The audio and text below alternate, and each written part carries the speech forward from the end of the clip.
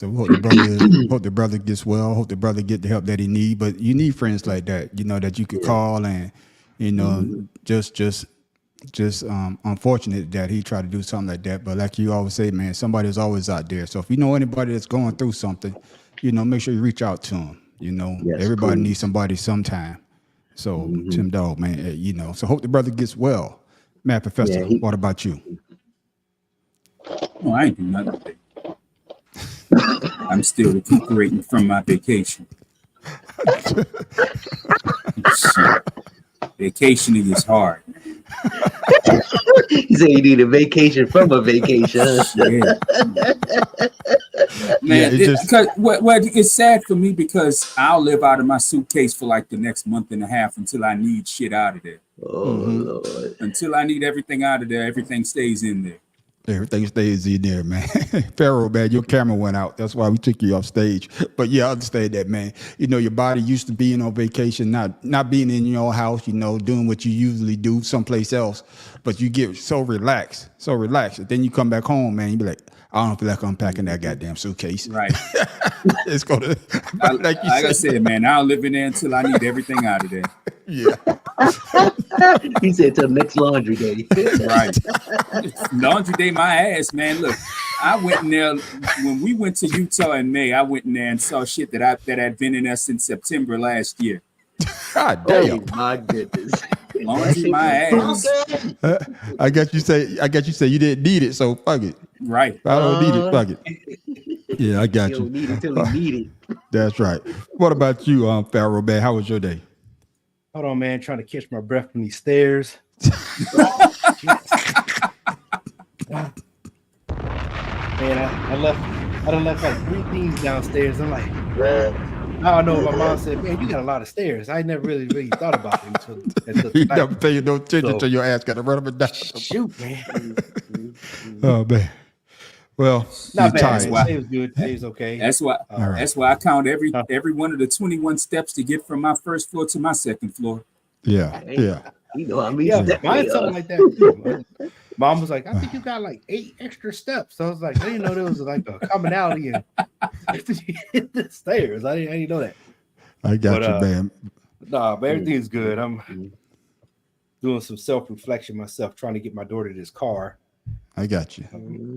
Yeah, Well, so everything. she can make it easier for her to get in and out of school and work. So Yeah. always in my everything. pockets, man. Everybody in my pockets. I got you, man. I got you. That's why I don't have pockets. And then come January, the IRS is going to be in your pocket as well. So you keep it moving. And right now, college is saving me. That's right. But ladies and gentlemen, we want to thank y'all for tuning in to another episode, and we go ahead and get this show started. Hey, fellas, I sent y'all out the thing, but I was able to do some videos. So if you didn't have a chance to look at it, hey, look at what I sent you. You can just look at the video, and hopefully you know what we're talking about. But first up is Tua. Is Tua? What? Let me read it just like I say. Was Tua? Oh, Well, that's interesting. Woo, I guess he was. Apparently. I guess we done lost the show. Hey, I'm gonna say in the absence of leadership, is Tua right for saying what he did about his old coach Flores? I say hell yeah. Look at all that. I mean, the Why coach is treated him like shit. okay, but I'm gonna say I don't care what his coach treated him like. I really don't. Because if you're gonna talk shit about him now, you better make sure you win. Oh yeah. Because you got to remember, Tua wasn't the first pick. Wasn't the coach's choice anyway. Nah. So I mean, now the coach could have been more professional about it, yeah, but it wasn't the coach's responsibility to make him feel good about everything. Hey man, sorry about that, fellas, but my damn internet just dropped. Y'all kept the conversation going. God, that's what I'm talking about. it dropped me too. Well, y'all live in the same area, so if one of y'all do go out there, the other one don't. Me and my professor, we Hey, I was about to talk some smack, and next thing you know, mine went out. I'm like, oh shit. I was just about to send the text too. Hey man, I apologize, fellas. But hey, y'all already started out the conversation. But me go ahead and play this video, man, so y'all can understand what Tua was talking about. Hopefully, the goddamn video play. Can you explain to us the difference in practical terms between having a coach who did believe in you the way that he did and the difference between that and what was happening with Flores? Yeah. Well, to put it in simplest terms, if you woke up every morning and I told you you sucked at what you did, that you don't belong doing what you do, that you shouldn't be here, that this guy should be here, that you haven't earned this right, and then you have somebody else come in and tell you, dude, you are the best fit for this. Like, you are accurate, you are the best whatever, you are this, you are that. Like, how would it make you feel listening to one or the other? You see what I'm saying? And then you hear it, regardless of what it is, the good or the bad, and you hear it more and more, you start to actually believe that. I don't care who you are. You could be the president of the United States. You have a terrible person that's telling you things that you don't want to hear, or that you probably shouldn't be hearing. You're going to start to believe that about yourself. And so that's sort of like what ended up happening. And it was, I mean, it's basically been, 2 years of training that out of not just me, but, a couple of the guys as well that have been here since my rookie year all the way till now. Hey, and there it is, man. Was Tua Tagovailoa right for calling out Brian Flores 2 years after he was fired? I didn't hear what y'all was saying before we came back, Professor. If you don't mind reiterating what y'all two was talking about, if you don't mind. Not a problem. I was saying that he was the coach right or wrong. It's not for us to say, because we don't know if that's exactly how it happened. Now, we do know that Tua wasn't Brian Flores' first choice as their draft pick. We all know that. We all know that Tua wasn't his first choice at quarterback. Who he wanted? I can't remember who he wanted to pick. I don't honestly remember. It might have been. It might have been Justin Herbert, but I'm not 100% sure. Okay. But like I was saying before y'all came back, if you're gonna talk shit about the coach, you better make sure you winning more than that coach now, because you can't just say that he's told you was garbage, you wasn't, you nothing, you no good at this, you no good at that, and your next coach is holding your hand, telling you how much of a wonderful little boy you are and how great and wonderful you are. You better win. Yeah. If you're gonna do all that, you best make sure. And in fact, when y'all play that coach, you better make sure you stomp them, not the team. You better make sure you stomp them. Yeah. Tim Dawes, your thoughts? I mean, to me, it's football. I mean, you're gonna get along with your coach, or you're not gonna get along with your coach, and you're gonna get traded or whatever. I mean, to me, Tua was just answering a question. He didn't have to really say anything about it, and he hasn't. Flores been gone for 2 seasons now? Yeah, 2 seasons, 2 years, yeah. So this was just something that's probably been on his mind, and somebody just asked a question about it, which they did, and he expressed himself. And even Flores, not rebutted, but said that he learned from being a coach in Miami how to,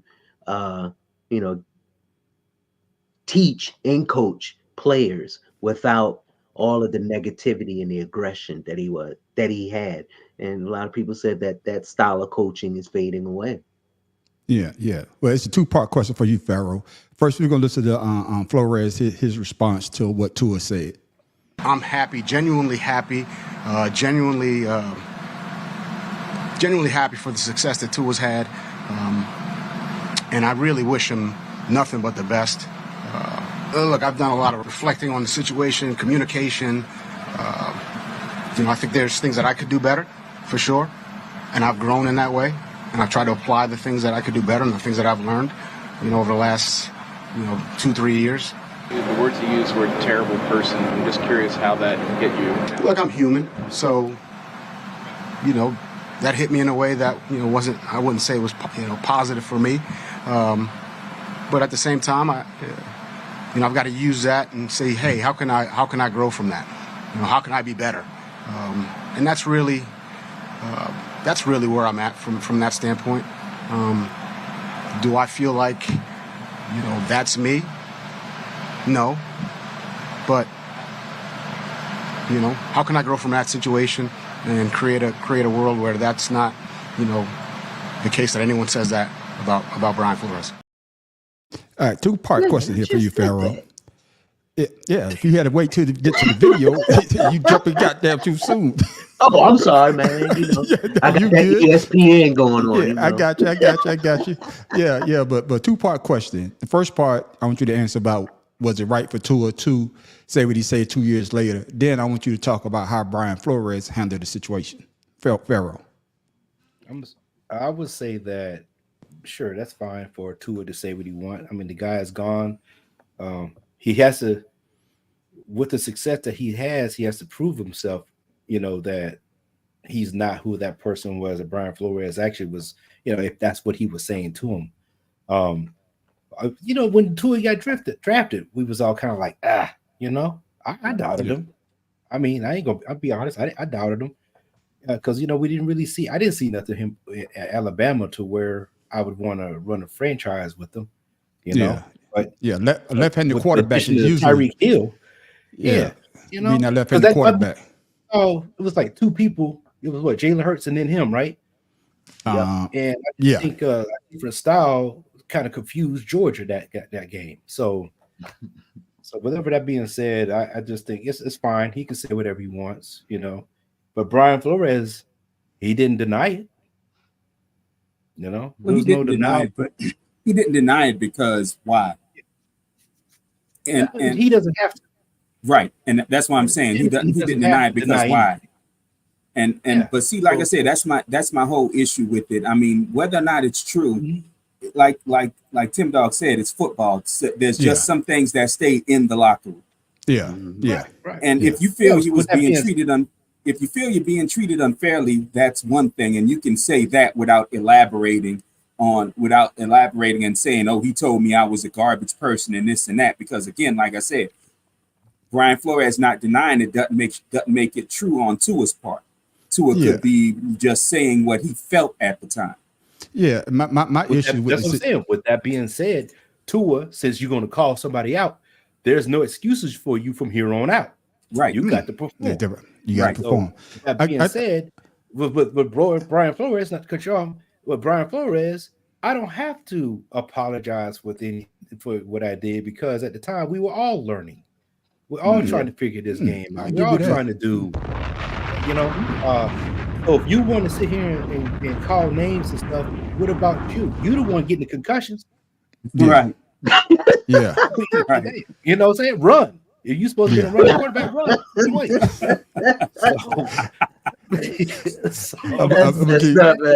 It ain't like he went out looking for concussions. It's part of the game.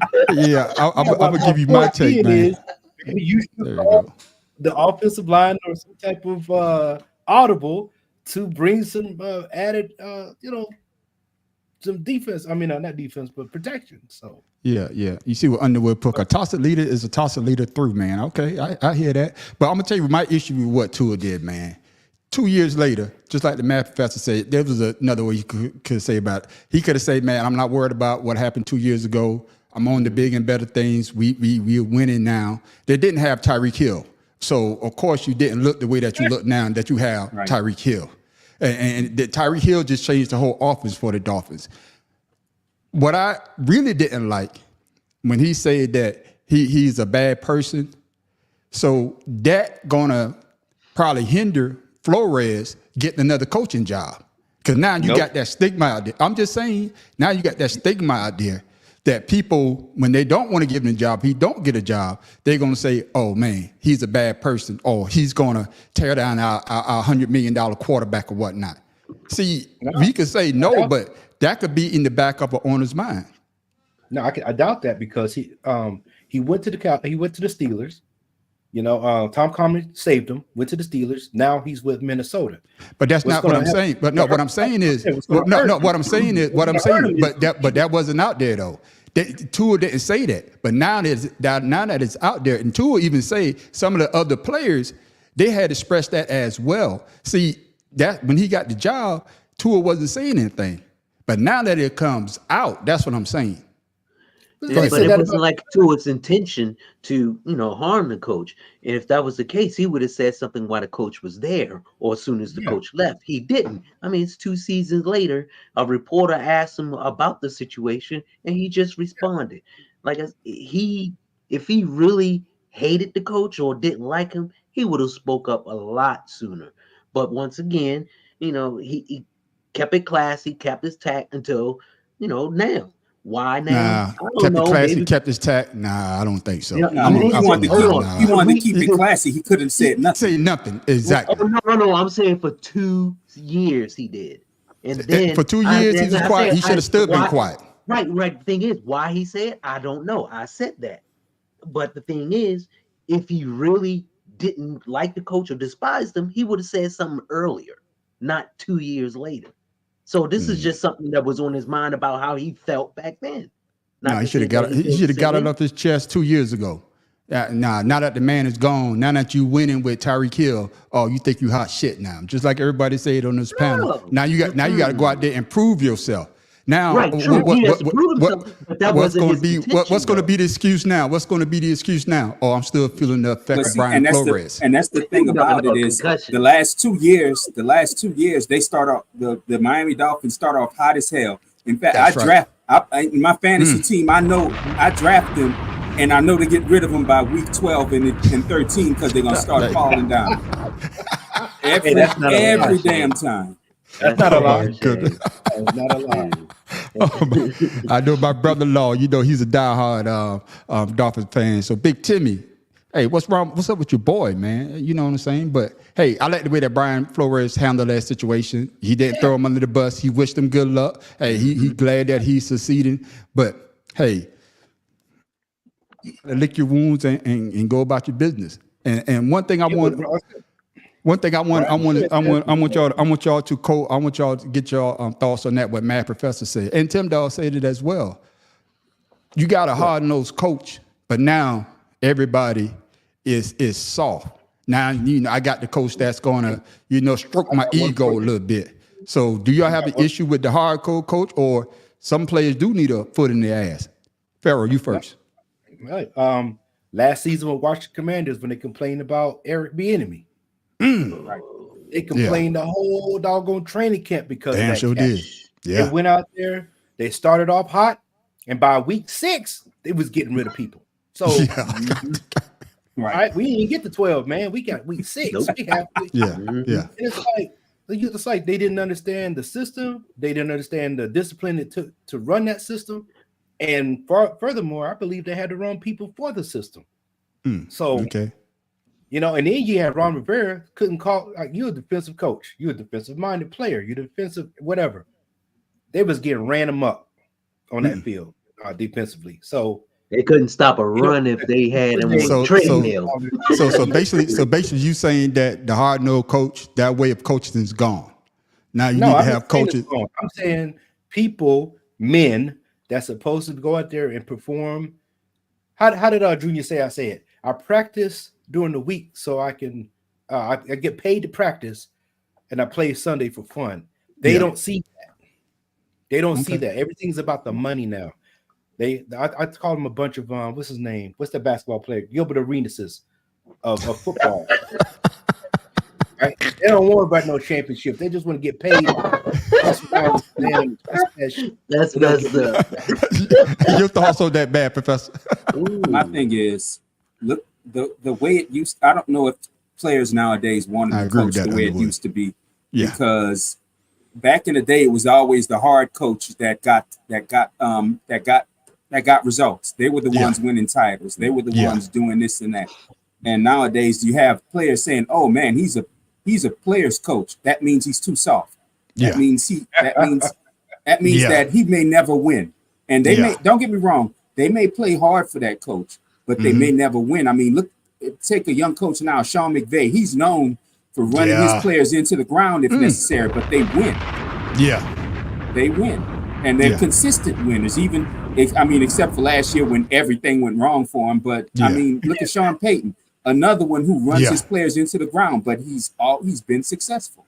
Yeah. Yeah, you're right about that. Tim Dog, your thoughts? Nobody's worse than Jeff Fisher. Right. Oh yeah. Oh, Right. Oh yeah. Tim Dog, your thoughts? My mentality is you want the player who's going to listen to you, produce, and not complain about playing in the system that they trying to learn. And to me, players are just getting soft. Not all. I mean, there are some who grew up in the era of getting whatever they want, having privileges. And now you in NFL, you got a coach yelling at you, screaming at you, even though coaches do that in college and in high school. But now you a man and you saying, I don't need to take this, that kind of mentality. And I get paid too much for you to be grabbing on me, yelling at me, cussing me out. And it's sad. The hard-nosed coach, just like Mad Professor said, gets results. The hard-nosed coach holds you accountable when you don't produce, holds you accountable when you let somebody come on through and sack the quarterback. To me, that is discipline in football, discipline in listening to the coach, just like discipline in life. If you don't like rules and you go on off and do your own thing, you're going to get your ass in trouble. I got you. But Right, like you're gonna be you like say, a bunch of Albert Haynesworths out there. I think go. what's going on is that with the mental health on the front burner for everything. I don't think the coaches could do what they used to do, and sometimes I agree with everybody. Sometimes the players have to, take it on the chin, or better yet, hey, he's not going to baby me. He's not going to baby me, and I think it was Farrell that said it as that these coaches. I guess when Flores got there, him and too, basically they was learning. Going from being an assistant coach to the head coach, hey, you my first quarterback, so we supposed to learn together, but they got off on the wrong foot. And I think the Math Professor even said that they didn't even want him, so hey, you already got off on the bad foot. And He got 2 strikes, and season ain't even started. he ain't even started yet, and you ain't even won anything yet. But fellas, man, hey man, good topic. Y'all, goddamn, y'all brought the heat today. Let's move on along down to the other city close to me. I'm talking about Pittsburgh, and a lot of people are talking about, hey, shit. I say Philly, Pittsburgh. That shit, where the hell Eagle. Pennsylvania? Negro, please. It's still What did I closer just to say? Pittsburgh, closer to y'all than me, so I'm accepting. No, I'm talking about the Eagles, Philly. We know. God, this motherfucker right here, boy. Goddamn window liquor, man. God damn.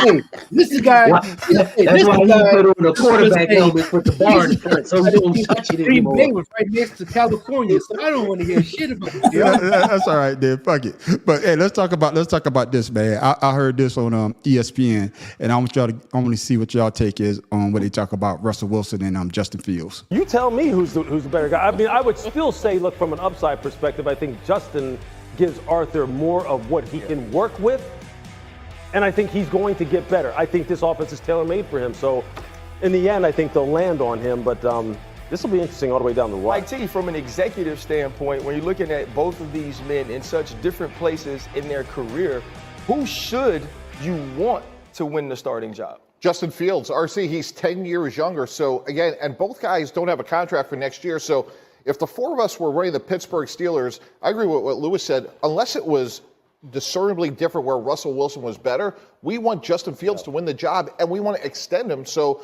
we're not in the same situation next year. So to me, he's younger, he's more athletic, he has more upside. Look, he doesn't have the stature or the accomplishments that Russell Wilson has, but because of his age and again, the upside, I would go with Justin Fields. Okay, but so you kind of had an interesting trade proposal in this morning's meeting. So RC, unfortunately for Minnesota, history is repeating itself. We go back to 2016, very unfortunate injury. Teddy Bridgewater had a catastrophic injury at practice. Sam Bradford gets traded from the Eagles to the Vikings. So to me, I think a win-win here is to trade Russell Wilson to Minnesota. I think he's a better quarterback than Sam Darnold. They certainly can battle it out. And then Ryan Tannehill's still a free agent, guys. And you go back to the 2 years that Ryan Tannehill was with Arthur Smith at Tennessee. They had an unbelievable 2-year run, 18-8. They average 30 points per game. Let him come in and at least initially back up Justin Fields. Matt Professor, your thoughts on what he just said? Honestly, when the Steelers signed Russell and then made the trade for Justin, I'm like, well, Russell is not going to be the starter. So I've always said Russell. I've always said Russell would be the backup in this situation because, like they said, Fields has a much higher upside than Russell does at this point in his career. Russell, I hate to say, Russell might be washed, I said that 2 years ago. He's not the quarterback that took Seattle to the Super Bowl. Granted, they went to the Super Bowl on defense, but you could clearly see he can't make the throws like he used to, even to somebody like DK Metcalf, who doesn't miss throws too often. So I kind of agree with them. I don't know if Minnesota will take Russell Wilson at this point in his career, but the starter for that team is Justin Fields. Okay, then. Pharaoh, your thoughts? Same. I don't even know why they got Wilson out there. I have no idea why Wilson is. Just go home to Sierra and raise all her goddamn kids. But right now, my man, you look like a stepfather. So just go ahead. See, that's why he won't retire, because it's 2 damn kids. Yeah, that's true. He can't keep his hands off that woman, boy. Hey, put a strength on it. My dude said, I ain't getting no goddamn vasectomy. Tim Dog, your thoughts, man? Hey, I agree with the panel. Russell Wilson, his time has come. Need to pass the torch and be a backup. He'd be an awesome backup for Pittsburgh, and because at the same time teaching, Justin Fields the game, teaching him, things. And to me, Justin Fields is like Cordell Stewart 2.0. Remember Cordell Stewart used to run and get, but he didn't have a strong arm. But Justin Fields, I see him as the future for quarterback for the Steelers. Yeah, and Russell Wilson need to just sit on the side and ride that wave and get that money. I think they're gonna give him 3 games. I think they're gonna give him 3 games, man. They're gonna give him 3 games. Then before you know, he's gonna be because like everybody said that I think his best years are behind him. But I think they're going to put him in there just to prove a point, especially if it's not in the division, because you could lose a couple of games in the division. Well, shit, you could lose all the games in the division, still win the goddamn division. But I think they'll give him a couple of games. But Justin Fields, from what I've seen, in the preseason, he got the legs, and he damn sure got an arm. And just like they say it on that panel, is that, the system that the guy's trying to run it fits Justin Fields better than it does Russell Wilson, because Russell Wilson don't have that same step like he used to have. But my next question is, my next question is this: what is the deal where everybody wants to give Tannehill a goddamn job? Every time I look around, this guy got money got $100 million from the Dolphins. Yeah. Then he went to Tennessee, he got another $100 million. Now he's out of Tennessee, and every time I look around, somebody need to sign Tannehill. Pharaoh. I don't know nothing about that with the money with him, but Tannehill is not the answer to nobody's football team. No. But they say he'd be a good backup to Justin Fields. They say he'd be a good backup to Justin Fields. So would Russell Wilson. Russell Wilson. Tannehill's not a runner. He's a pocket passer, and when he does run, Tannehill ain't running nowhere either. Yeah. So, he won. Tell me a Super Bowl Tannehill went to. Yeah, I got you. Tannehill went what Super Bowl? Just because he was a wide receiver that could help the receivers run routes, he still didn't throw them to him. Shit. But Tannehill, man, he went to the Super Bowl. He brought. Hey, I need you to run this everybody else. I'm gonna throw it to the defender. What Super Bowl Tannehill went to? Sure, whichever one he bought the tickets to. Yeah, I got to say he's gonna be in the Super Bowl. He ain't been in the Super Bowl, so it's the conundrum of the media, and I hate to say this, so don't take it the wrong way, people. It's the result of the mediocre white quarterback. They're always way better than people.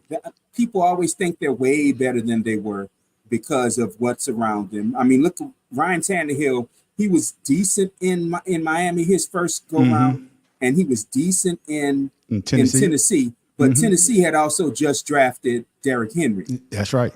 So I mean, he had players around him. He had a system around him that was tailor-made for him to not mess up and make mistakes, which he didn't do. So and not run a lot. Well, no, he ran. He actually ran, but he didn't have to throw a lot. That's right.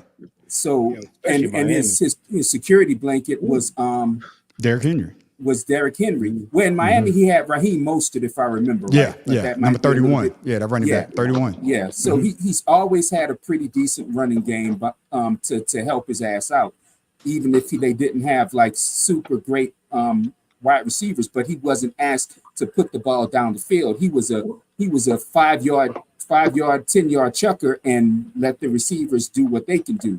Yeah, but he didn't have good stats either.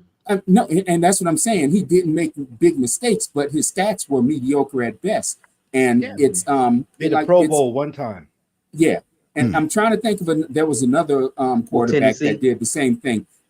What's his name? Came from LSU and for like 3 games was killing it in Green Bay, and then signed this giant contract with Seattle and did absolutely nothing. I cannot remember this cat's name. He came from LSU. I can't remember his name at all right now.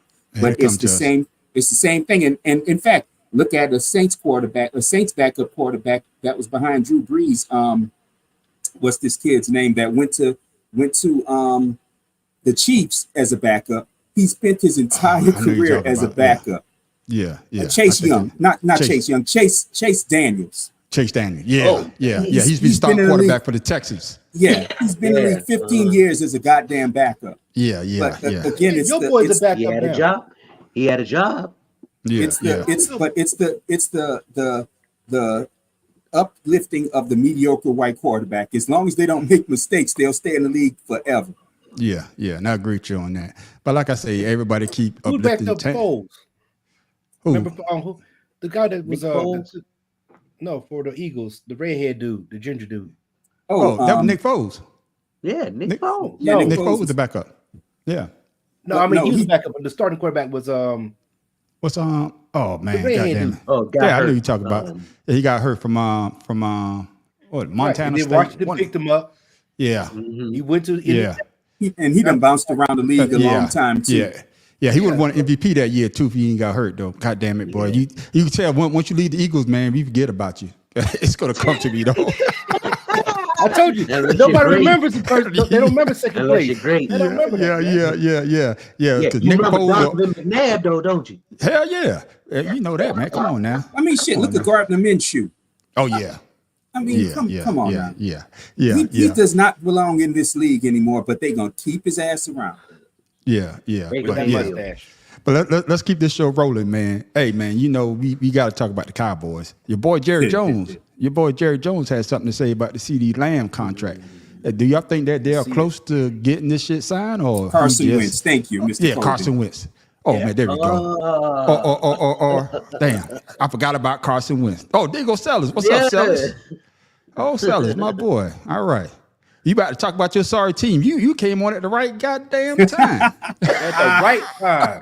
The right goddamn time. So y'all think Jerry Jones just capped him when he talk about this with CeeDee Lamb? Presently, the topic of conversation has been Dak Prescott, CeeDee Lamb still awaiting contract extensions. Jerry Jones said this with regards to talks with Lamb.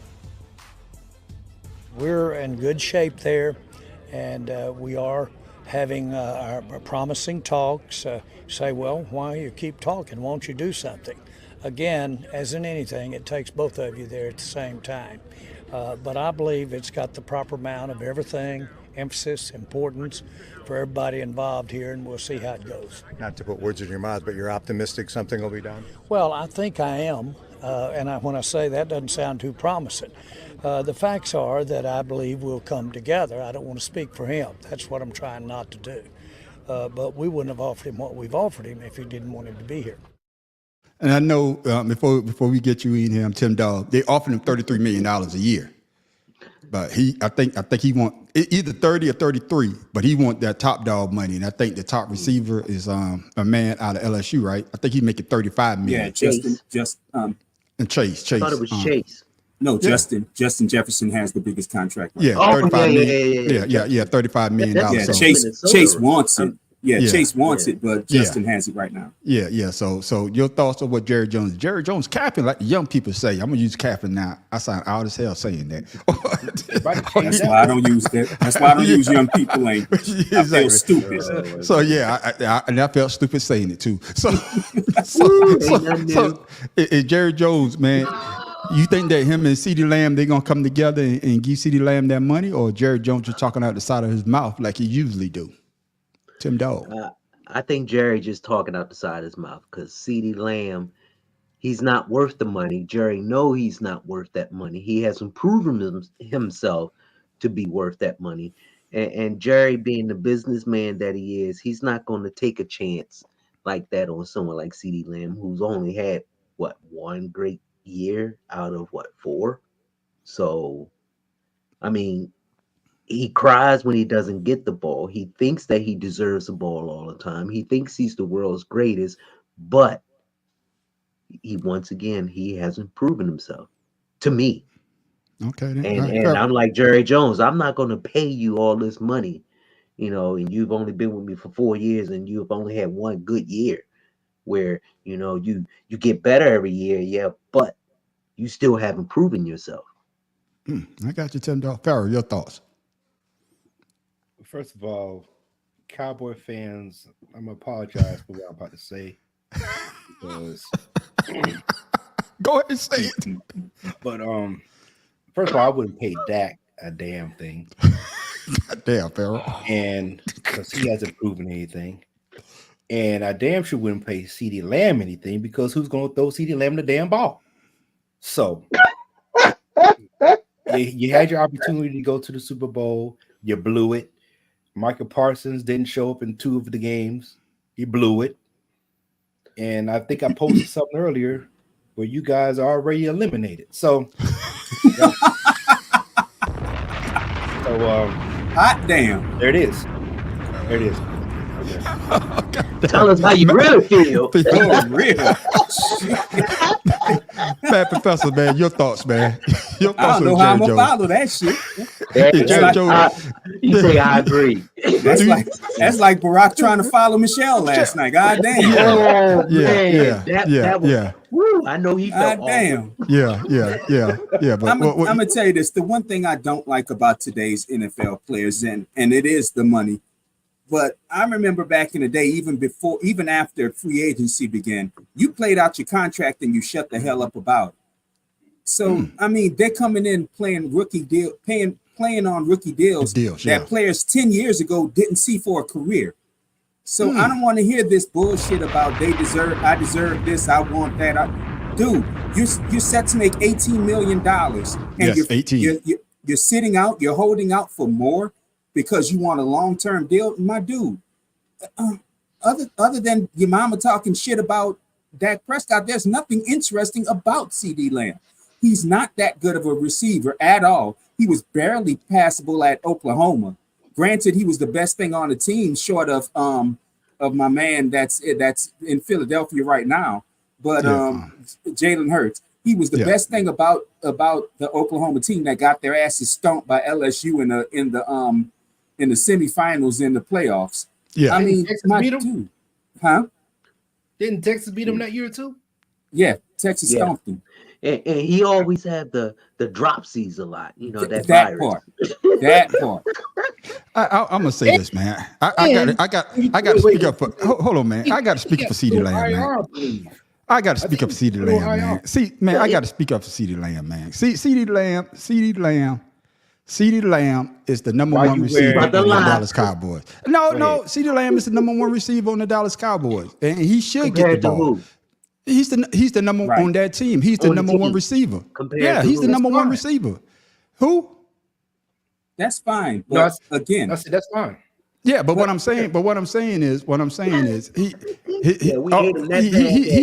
has been having ever since he came into the league. He had a couple of good years. He not only 1 year. He has a couple of great years. Compared to the Dallas Cowboys, okay, all right, but that's saying a lot. Craig. Oh, pay the man. No, I ain't about to lie. But what I guess what I'm saying is he needs to let the math professor say, because I think they say he got 2 more years on his contract. One. I don't think his contract at least is it one. We got one. I think this is the last year. Mhm.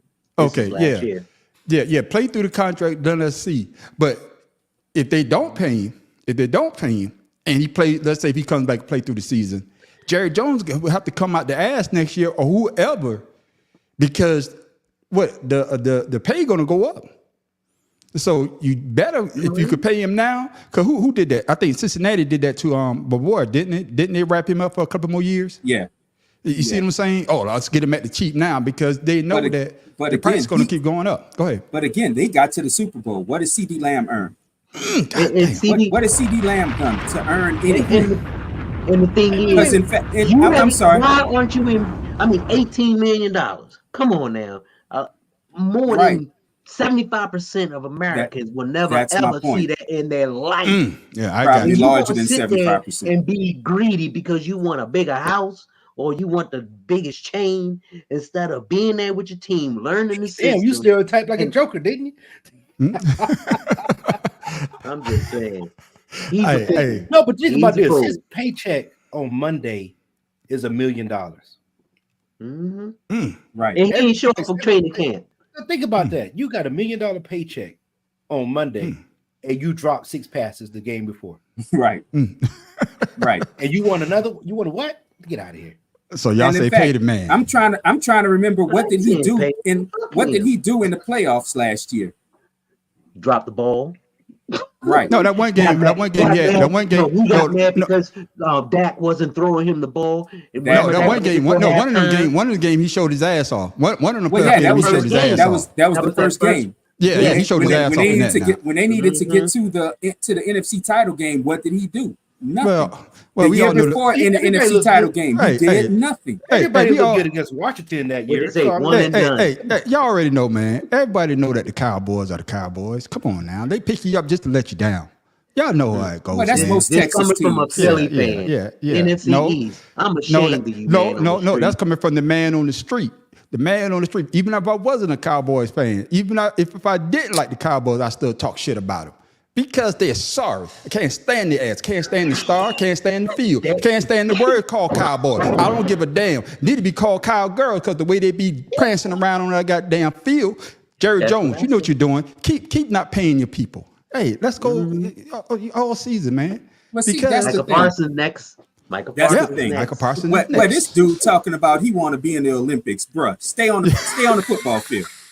Stay on the goddamn football field. Who said you're going to get a ticket to the Olympics to go? That's what he said. Bruh, stay on the football field and show up when it counts. Because he's the Miami Dolphins of the Dallas Cowboys. He's good in the beginning of the year, but later on, he gives you what you give you. I love it. And for him to be that's what she said. That was blasphemy. Yeah. And he laid a goose egg because they played the Giants and Lawrence Taylor was in the stands. But like I said, that's my GOAT in football. But fellas, let's keep this rolling, man. Let's keep this rolling. Y'all seen the rookie quarterbacks. It's a couple of them that they're gonna talk about. I think 2 of them got injured, but are y'all impressed with what y'all seen so far from the rookie quarterbacks? Aiden Daniels, in your mind, is he gonna sit or start in week 1? Is the easiest start sit Caleb Williams? New England, Drake May, there's a quarterback competition. I don't know if this is a layup. JJ McCarthy, I know you like him, but I also know that you like Sam Darnold as well. So who's the starter in week 1? Okay. Bo Nix, starting or sitting? Yeah, there's probably 100 million reasons why Michael Penix is not going to be starting in week 1, right? I think I already know Michael Penix is gone for the season. And I think JJ McCarthy. Yeah, he's hurt as well. But out of the other 3, season, though, I think only like 4 or 5 games. Yeah, but shit, they got Sam Darnold, man. Goddamn. But no, I thought JJ was out the year. Yeah. So who do y'all think? Are y'all impressed with the rookie quarterbacks so far out of the ones that are healthy? Farrell, I'm gonna give you the first try at this. Absolutely, Jane Daniels. Yes, they already named the starter. As long as the offensive line can keep him on his feet and not on his back. Bo Nix looked good. Good play selection that game that I saw. He was pretty accurate with the ball. And then Caleb Williams, enough said. He did really good. Hell yeah. Even had a rushing touchdown. So yes, we understand they're not playing the starters. We understand that it's preseason, but to show that type of poise in a game they haven't played before, other than football itself, I think they did pretty good. Okay, then. Matt, Professor. Yeah, I agree. In that order, in fact, I was going to say Daniels definitely starting. I don't see Bo Nix not being week one starter, and Caleb Williams, of course, the Bears gave up everything to get him. So yeah, he's week one starter. Yeah, I would tell you this. They already start at draft day. I would tell you they already. Sean Payton already said that Bo Nix is going to be the starting quarterback for the Broncos. Yeah, I could see that. All of them said that. Yeah, I could see that, and that's the thing. This class has the potential. Now, don't get it twisted. I'm not saying they're there yet, but they have the potential to be one of the best draft class since I think it was that 82 class or 84 class that everybody thought was really hot. I'm trying to Dan Marino and them. Dan Marino, John Elway. I knew. Joe Montana. I knew you talking about. I think they have. Phil Smith. Well, we know Sims. You know who means Sims. Yeah. Yeah. I think they have the potential to be that good because these quarterbacks aren't just athletic; they're smart. Okay. And they all threw for it. Now, granted, it's a new way they officiate the game. So in college and in the pros, they can throw 4,000 or 5,000 yards per season for the rest of their career. But they have the potential to be up there with some of those more vaunted classes. Okay, then. Bring it on home, Tim Dog. All right. Bo Nix, he's phenomenal. He's nice. He makes smart decisions. He just needs to work on, like short passes. Sometimes in short passes, they get it kind of out your way because they're so close. Caleb Williams, USC did him justice. The boy is smart. Yeah, changed his whole name. Caleb. Caleb. I was gonna say it. Caleb Williams. Hey, I gave everybody nicknames. I don't know. Go ahead, man. Kerry Williams. Celeb. And he showed off in USC. You can see why he's a Heisman Trophy winner. And then Jaden Daniels. This is the best thing for Washington since RG3. And I'm just hoping and praying that he can produce the same thing that RG3 did in his rookie year prior to getting hurt, because Washington has an amped up offensive line. They've always had good receivers, and they got that boy running that ball back there, and they have a good chance. But out of those three, between Caleb Williams and Jaden Daniels.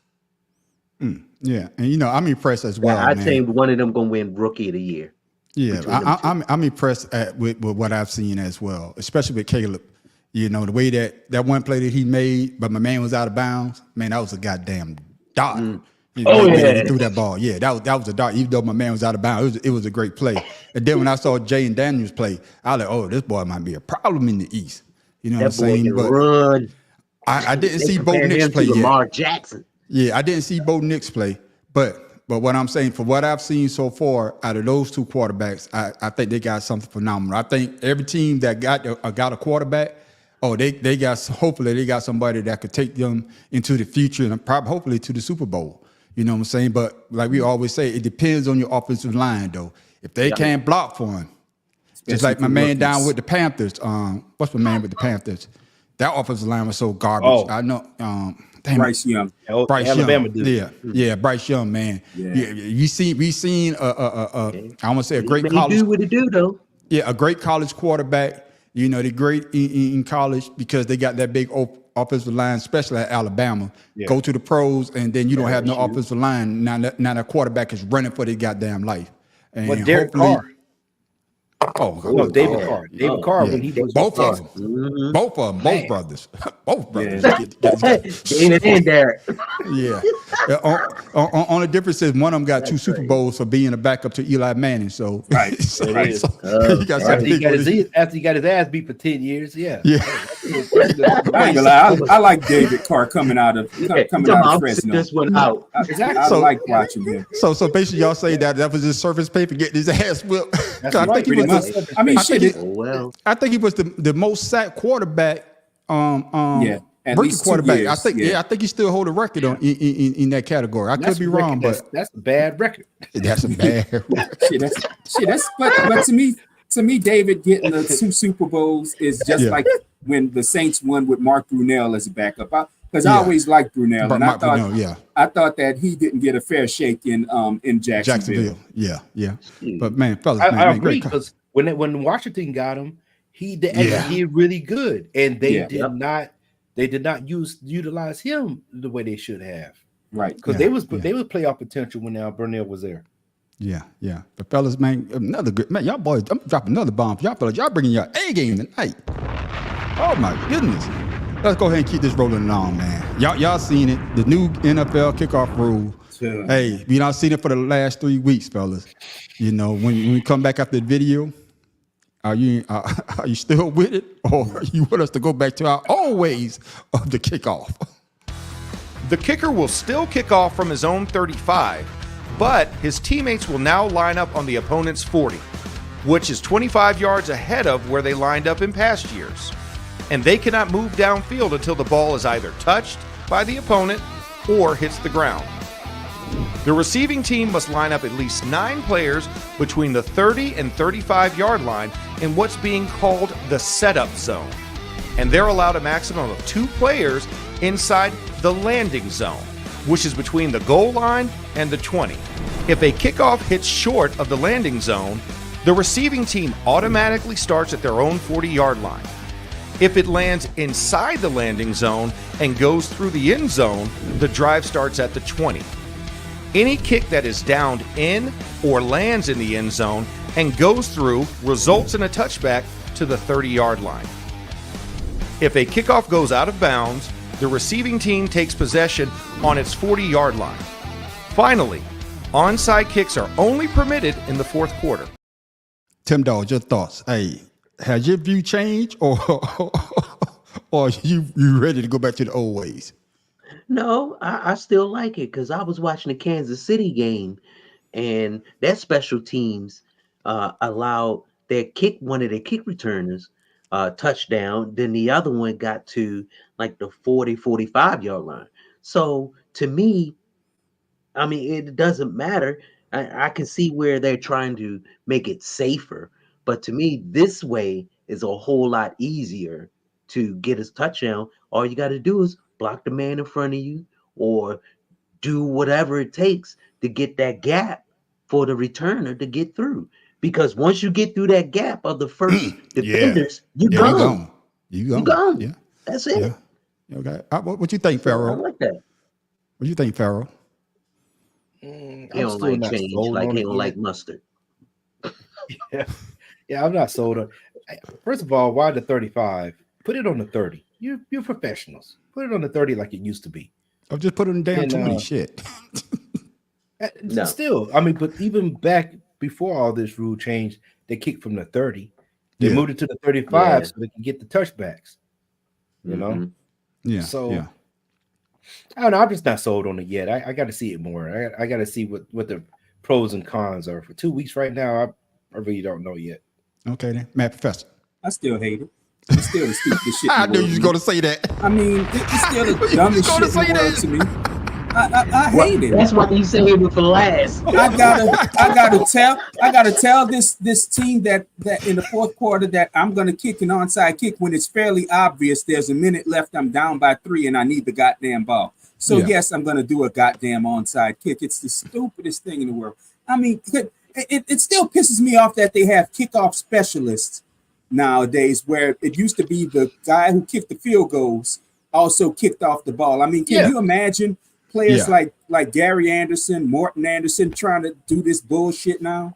Yeah, I mean, yeah. this is just dumb, man. This is just plain I stupid. don't know. Some people probably like it because, especially the speedsters, because like I said, once you get through that first line of defense, the only person back there is the kicker. But see, they said they did this for safety, but the person with the ball is still running top speed and getting hit. Yeah.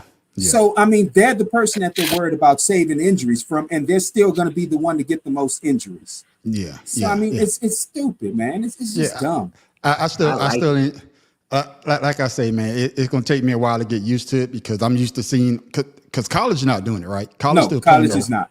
Okay. College is not. Yeah, okay, and you know, it's just gonna take me a minute to get used to seeing them guys don't move until the ball bounces or it's just like. And how many penalties? You know what? There's been a lot of penalties. There's already been at least 4.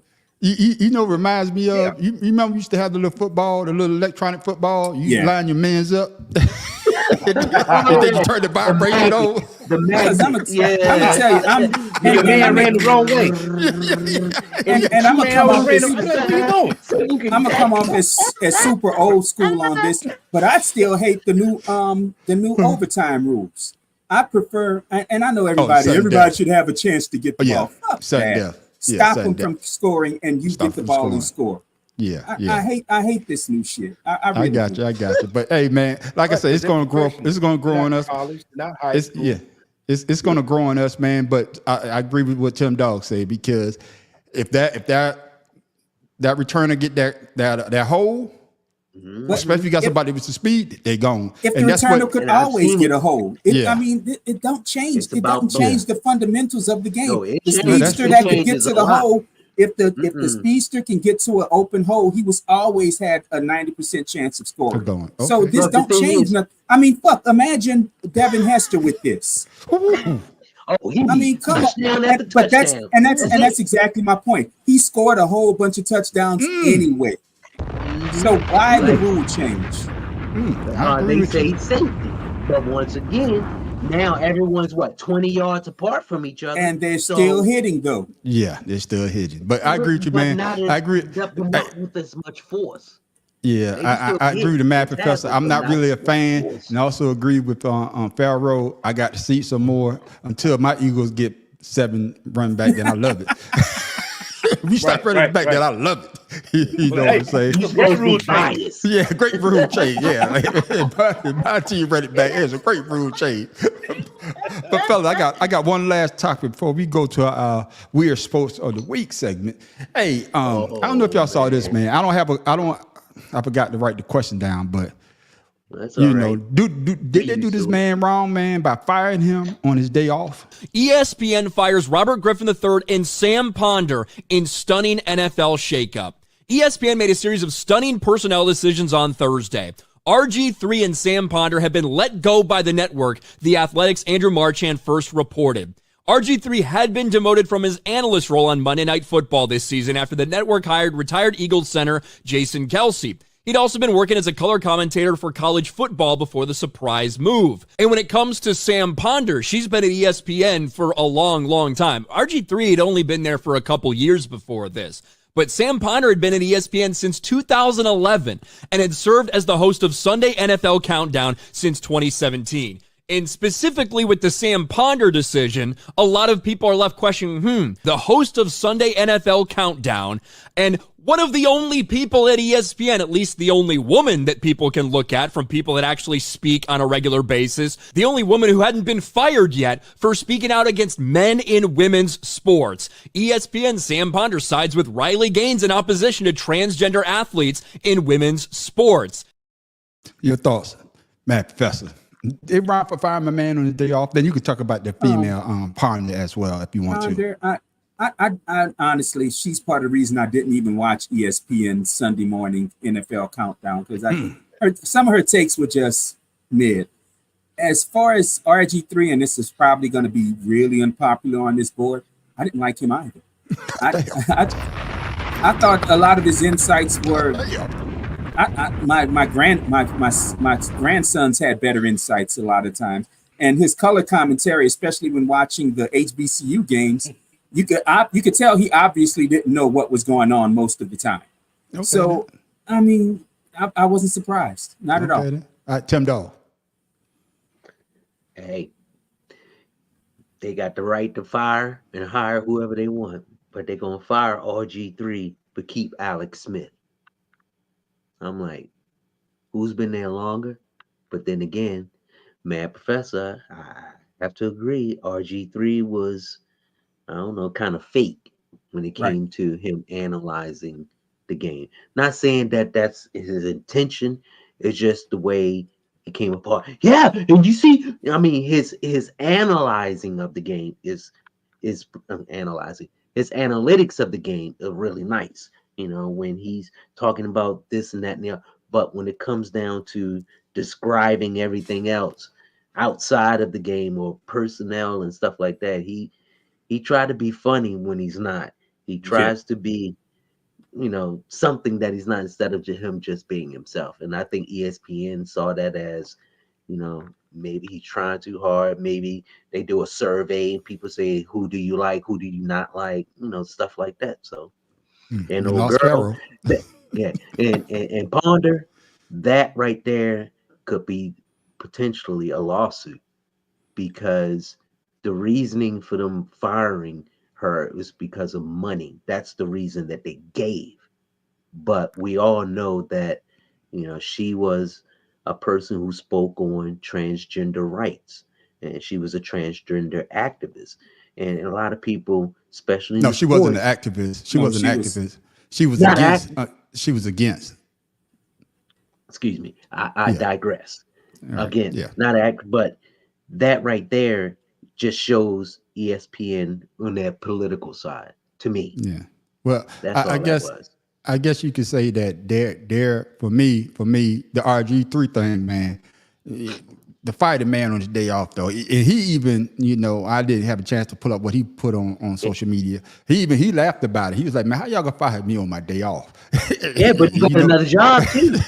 Yeah, but that's what he said. He said when one door, he said when one door closes, another one opens. So he's gonna have other opportunities. My thing with the RG3 thing is, man, he was doing a lot of shucking and jiving on that damn show. The motherfucker raced a goddamn hawk, I think.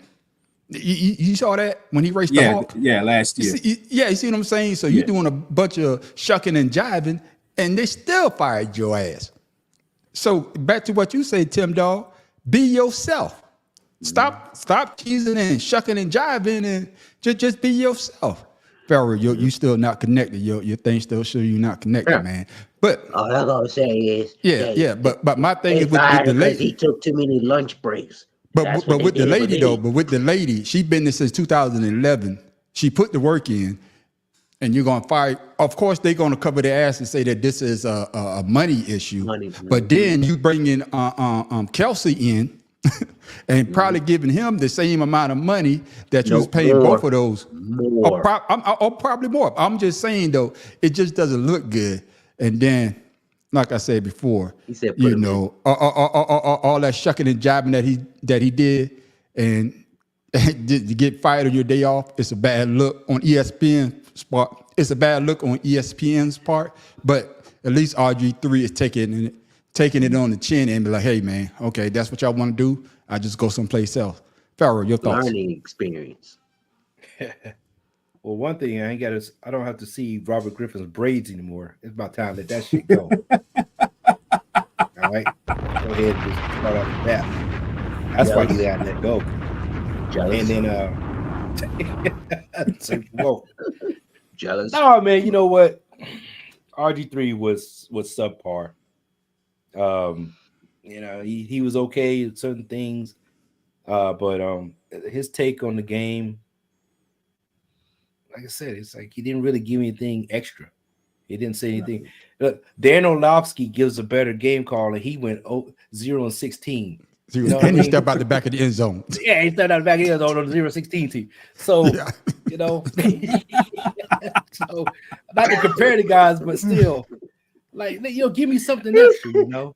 And like you said, as far as the Sam, her voice, it's like she was like reaching for breath all the time because when she started talking. So, but yeah, like she got asthma.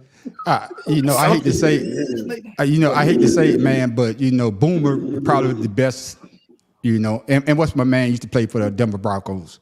Oh man, the black guy. You know, Boomer and not Boomer Esiason, but Jackson. Yeah, Tom Jackson. When they had that show, you know, especially they call Boomer, man. It was uplifting. It was great. You can't wait to see it before you know. Was on Fox, you know, with Terry Bradshaw, and you used to see what Boomer and Tom Jackson, the chemistry that they have. Now Fox has that same type of chemistry, and once that team broke up, NFL Countdown never was the same again. Just like you say, Matt Professor, you was like, oh, why I'm watching this? I could just watch it on my phone and commentate for my damn self. Right. because it was dry. Like Rex Ryan is probably the only person that I like to listen to on that. Yeah. And man, like I said, I haven't watched NFL. I haven't watched NFL Countdown on ESPN in almost 5-6 years now. Yeah, because it's boring. It's boring, and they always have the same damn take. Yeah. Well, except for country ass Randy Moss. Yeah. Oh, that. Yeah. You got lost. Yeah. And that's the only reason they keep him because if you don't pay for ESPN Plus, you don't get stumbling, bumbling, fumbling. So you know they give you you got Moss. Here we go.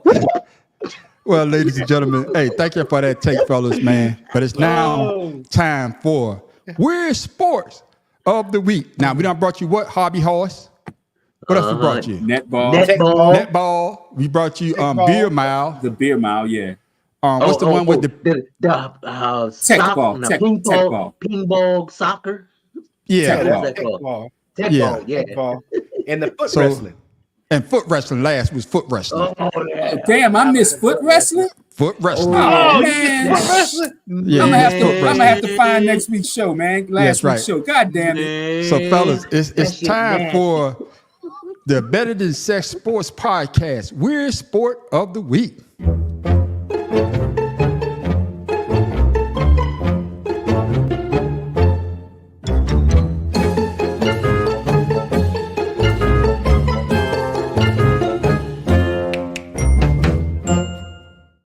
There it is. Chess boxing is a hybrid sport combining the board game chess with the combat sport boxing. And you alternate rounds between the two until there is either checkmate or knockout. So if you and I were chess boxing, we would start out on the chessboard with a 3-minute round of speed chess. So every time I make a move, I hit a timer that's counting down. When I hit my timer, now your timer's counting down and it's your move. When those 3 minutes are up, the referee pauses the timer, takes the board away, and we have 1 minute to put on gloves and get ready to box. We box for 3 minutes. We're knocking each other in the head and the body. We're getting our heart rate up. And after 3 minutes of boxing, we have 1 minute to take off our gloves, calm ourselves down, sit back down at the board, and pick up the game where we left off.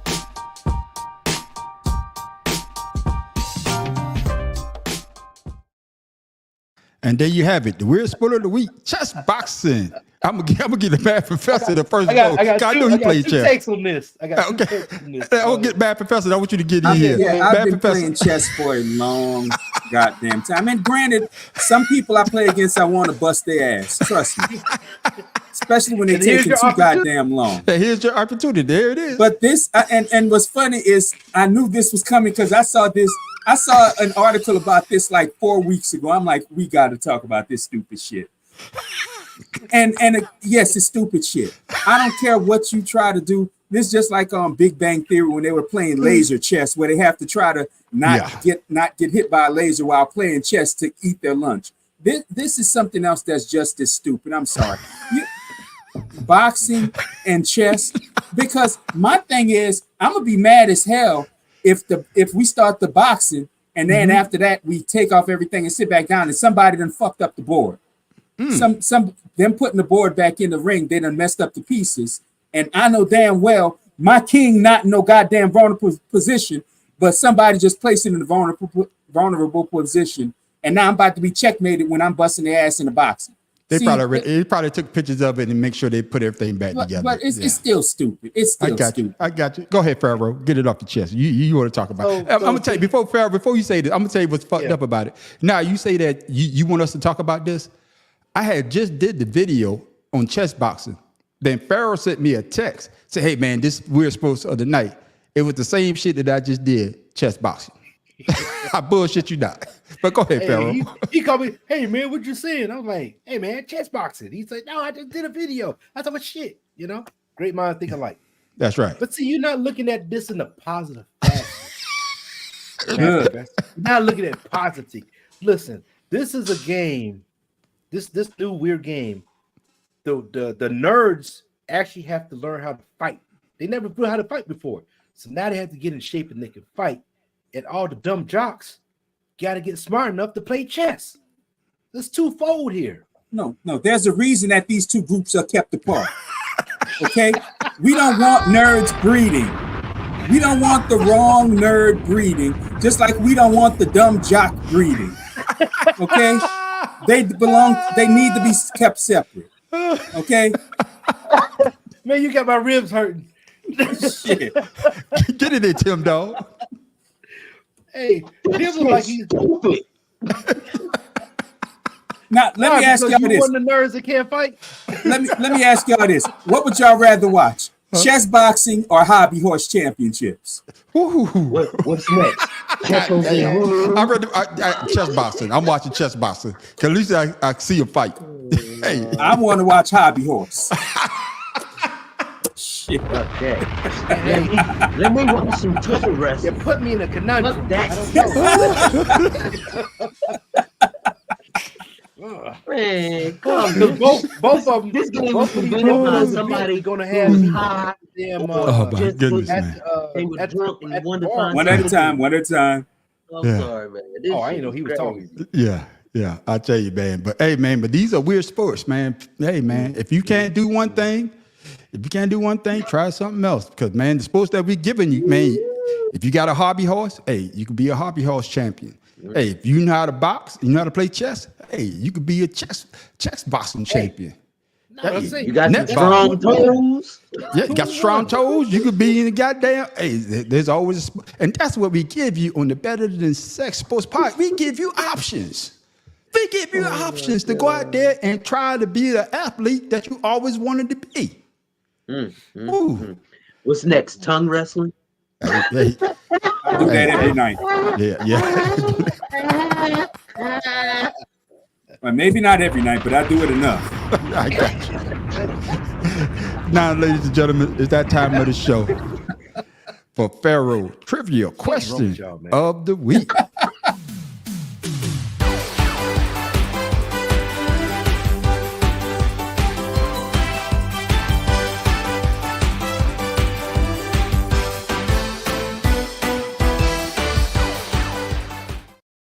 Pharaoh, what's the trivia question of the week?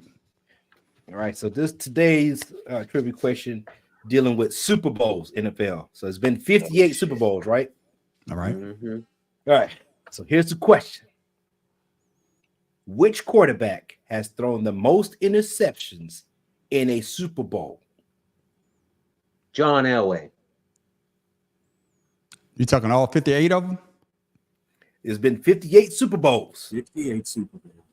Which quarterback? No. Phil Simms. Going with Phil Simms. I'm going with Phil Simms. Can we get a couple of years? What year frame? 58. Yeah. I'm going to go with 1990 to 2010.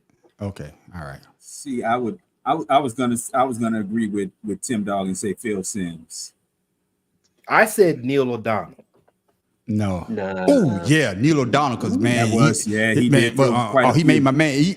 Larry Brown. He made Larry Brown a goddamn got that big contract from the Raiders. He got him a new contract. He got him a new contract. Damn sure with the Raiders. See, I would almost say John Elway too, but you said 90, so that kicks Elway out. I'm gonna go with because he won. Yeah, he did. Yeah, that's right. He sure did. Yeah, I'm gonna go with. So I'm gonna stick with Elway. I'm gonna go from. Well, he didn't say a winning quarterback either, so it could be a losing team. I'm gonna go. What's my man from Buffalo? Kelly. Yeah, Jim Kelly. I'm going Jim Kelly. Who you got? Y'all gonna kick yourself. The answer is Rich Gannon. Holy shit! I thought he was in the Super Bowl.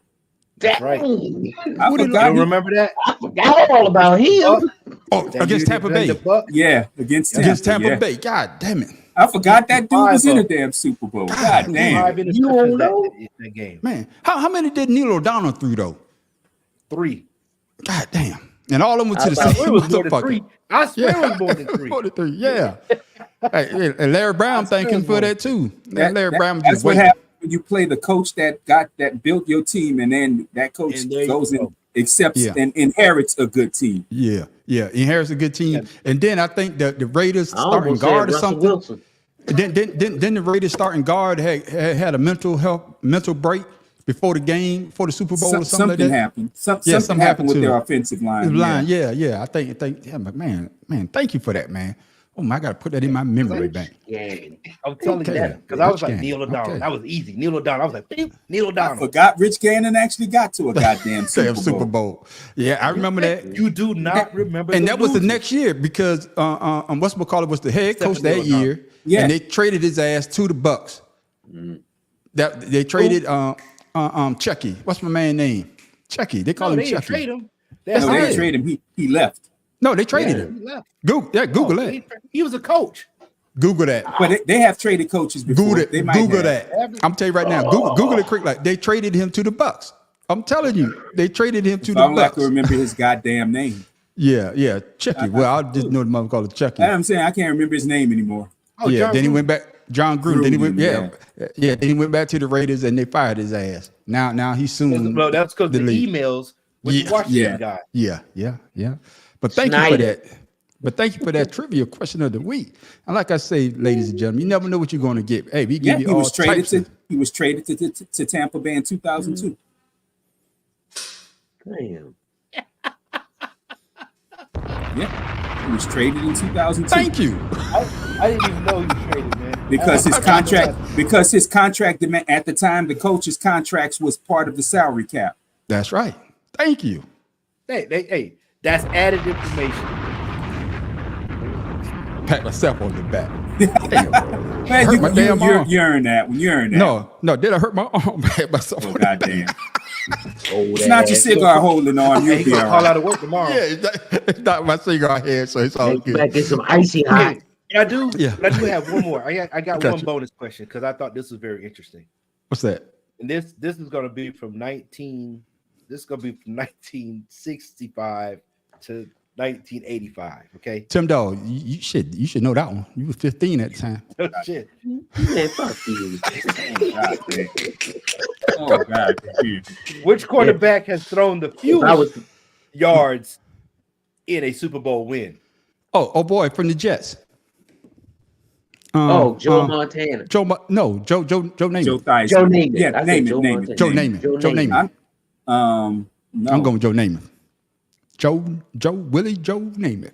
I just found this interesting. Yeah, Joe Namath. I can't think of anybody. I'll be honest. Bob Greasy. Oh, That's I would right. swear The with Joe Dolphins, Namath. Dolphins ran He up threw and down the 7 field. yards. Yeah. Threw 7 And he yards came in as a backup, win. didn't he? Yeah. Yeah, Okay. he came in as a backup, and the Dolphins were actually running. And they lost to. Did they win or lose? No, they won. That was they won. that was part of the undefeated team. Oh, okay. God damn, I didn't know that. Ooh, thank you for that, man. That's right. That's right. But that's what you get, ladies and I just gentlemen. had to get. Because I saw that and I said that's interesting too. So I didn't know which one to go with. Hell yeah. I like My the brother-in-law, Seven I'm yards. gonna tease him with that because that's all he has on. Only thing he hang till I've been drinking my beer. Hang his hat on is the undefeated season because every time the Dolphins start off hot and they lose, well, at least we went undefeated. We the only undefeated team left. Hey man, but you that's was part of my only conspiracy theory. yeah, but you was only 5 years old when they won that though. And they only played 14 games.